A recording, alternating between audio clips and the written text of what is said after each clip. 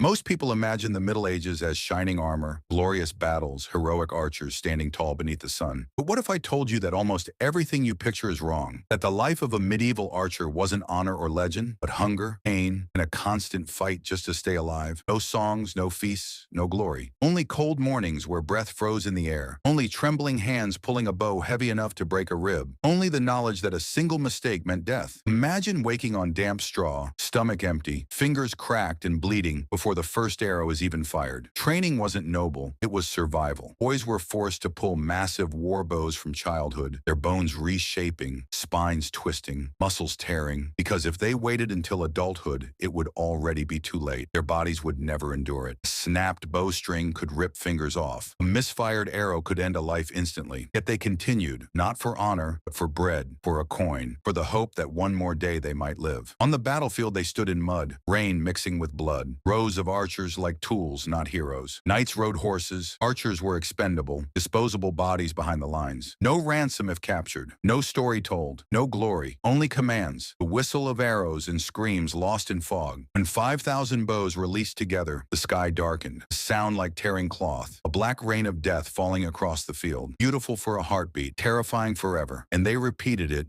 again and again until fingers split open and soaked the bowstring red. If they survived, they limped home scarred, missing fingers, eyes patched, bones warped beyond recognition.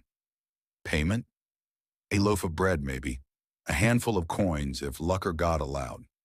So next time you imagine medieval honor, remember the cold, starving men who made victory possible but never tasted glory. They were not legends carved in stone. They were survivors, forgotten by history, fighting a war not for fame, but simply to see tomorrow.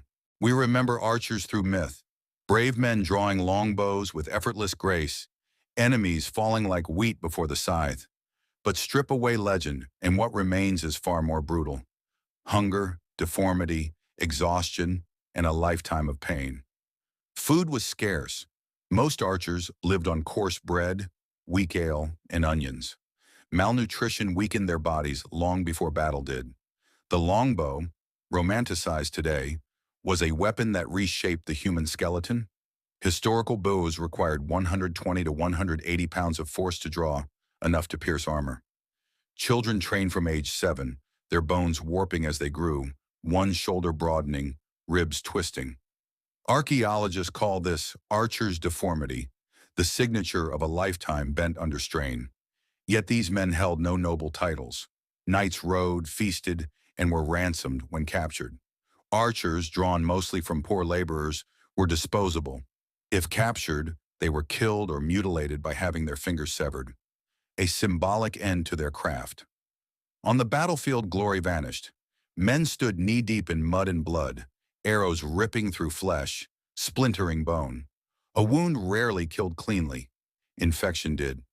Medieval medicine offered little beyond amputation and prayer. And pay?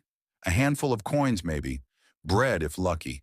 Records show many never received payment, dying before coin reached hand. Those who survived returned home with shattered joints, torn shoulders, fingers ruined. Arthritis crippled them. Pain stalked them for life. War ended for kings. For archers, it never ended at all. History sings